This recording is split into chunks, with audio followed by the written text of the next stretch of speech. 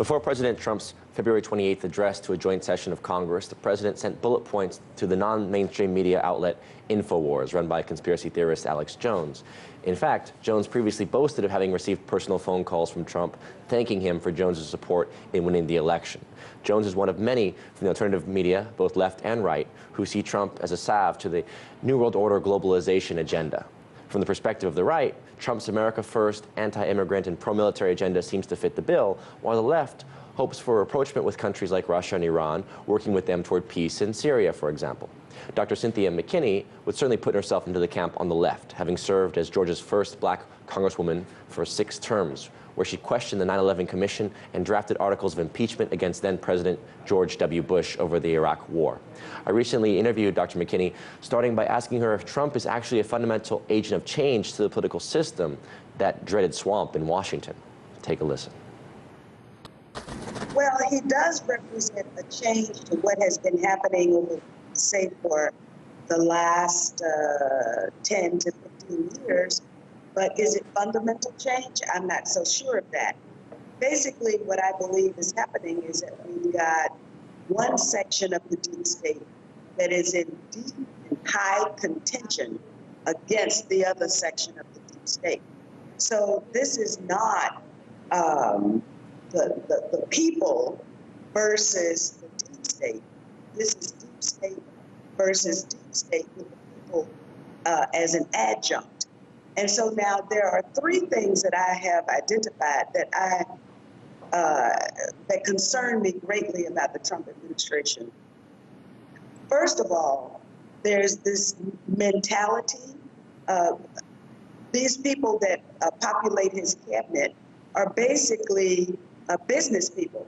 And so therefore, it's the art of the deal that is the ultimate arbiter of whether something goes or doesn't go, or whether something is considered to be successful or not. And so when your major criterion is the art of the deal, then any deal becomes preferable to no deal. But at some point, maybe it's better to have no deal than to have just some deal. So this idea, this mentality about closing the deal bothers and worries me. Then there's also the other thing that comes with the business arena, and that is not so much focus on ethics and morality. And so as long as you can close the deal, we don't care what the deal is, and we don't care whether we get the deal in an ethical manner or in an immoral manner. It's just a matter of making sure we don't go to prison. And so this kind of mentality, playing fast and loose with ethics and morality, also is a potential stumbling block, I believe, to the Trump administration and those cabinet members with that kind of a background in it. The third problem that I see is the lack of governance experience. And I think we kind of saw that with the Flynn flap. Whereas if I were there, I would have recorded the conversation myself. And so I would have my own transcript if what we are being told is correct. And there's no guarantee that what we're being told by either side is correct. But if what we've been told by the Trump administration is correct, then General Flynn should have been able to present the public with his own transcript and say, okay, now you guys, if you want to criticize what's contained in this transcript, you go right ahead and show me yours. So I think that the lack of experience in governance, coupled with the lack of grounding in ethics and morality, and believe me, just because your intention is to do the right thing, government, as we saw with the Hillary Clinton email flap, is mired with all kinds of rules and regulations in an ad hoc way that have been put together when one member of Congress does something or one member of the executive branch does something, then you get a little rule. And so it's not a cogent set of rules. Therefore, it's easy to step on a landmine. It's easy to get tripped up. And believe me, I know about stepping on those landmines. You got to understand where they are in governance and avoid them at all costs. I don't know that the group of business people has ever had to deal with this kind of compliance issue, because basically that's what this is. This is compliance, and the whole world can see whether or not, or the extent to which you are in compliance. Right. Well, it shouldn't be difficult for the administration to get hold of a transcript. I'm sure they could call the NSA up because they're monitoring everybody, right? So there is obviously there is suspicion, and there's, I think, reasonable suspicion about the nature of Trump and his administration's relationship to Russia, on one hand. On the other hand, there's the notion of this should not be a problem, considering that every administration has certain relationships with particular countries of their choosing, whether it be Israel, Saudi Arabia, China, the UK, NATO, you name it, right? So the idea that Trump is going to be friendly and soft on Russia just goes to show, fundamentally, I believe, the Cold War liberal mentality that is undergirding the attack on Trump. And obviously, I think you're someone who would criticize that mentality and say, this is ultimately going to lead us to continuing conflict against Russia, no? Well, first of all, I have to quibble with the terminology, because in one of my radio shows, what I talked about was, who I am, what I stand for, what my values are, and where I think I fit on the political spectrum. I think I fit on the left. And what I see coming from what's purported in the special interest corporate press to be the left is not me.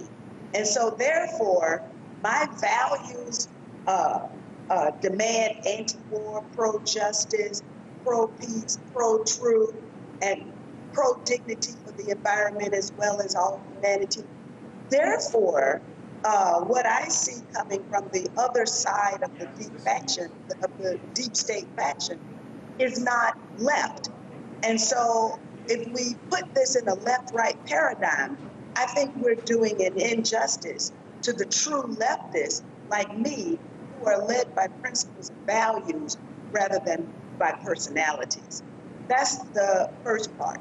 The second part is that here again, we get into the issue of the ethics, because the first thing that the entire Trump family should have done was put their holdings, however extensive they are and however that is done legally, but put that in a blind trust so that there is a wall between the Trump company and the Trump family. That should have been done in the beginning.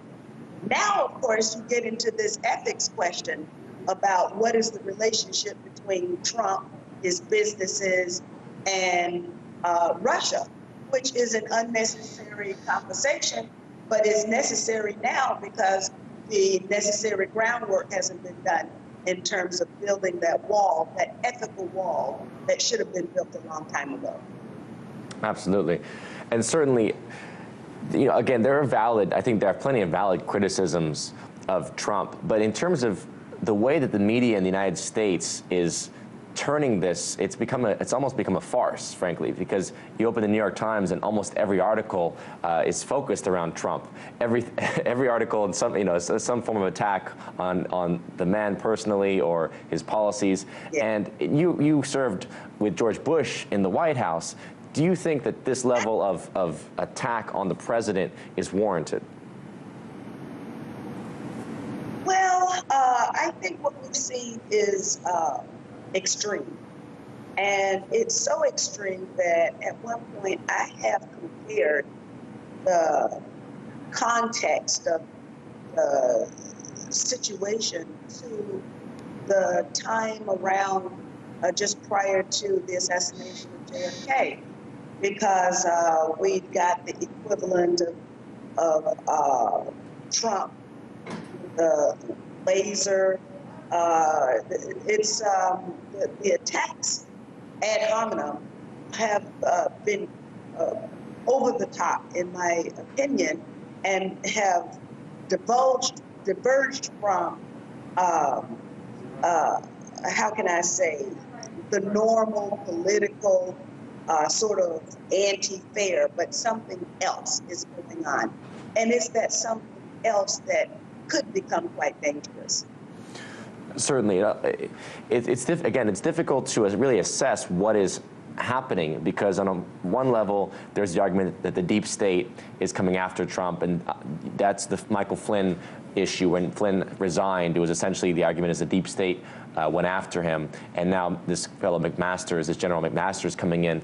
He's basically more in line, apparently, with the neocon perspective, anti-Russia, but at the same time, Trump is now saying he wants to go and put $50 billion into the military-industrial complex. So it's really difficult to assess what's happening and whether or not Trump is actually really being challenged by the deep state, or if he is ultimately working, in a sense, vicariously to, how do you say, well, just working towards the ultimate goal, but there's almost a phony opposition that's being created. Well, like I say, which deep state are you talking about? Because there are two distinct deep states that are in contention with each other. And I think it's very clear, in my opinion, what side of the divide the Donald Trump faction of the U.S. deep state is. I think that's very clear.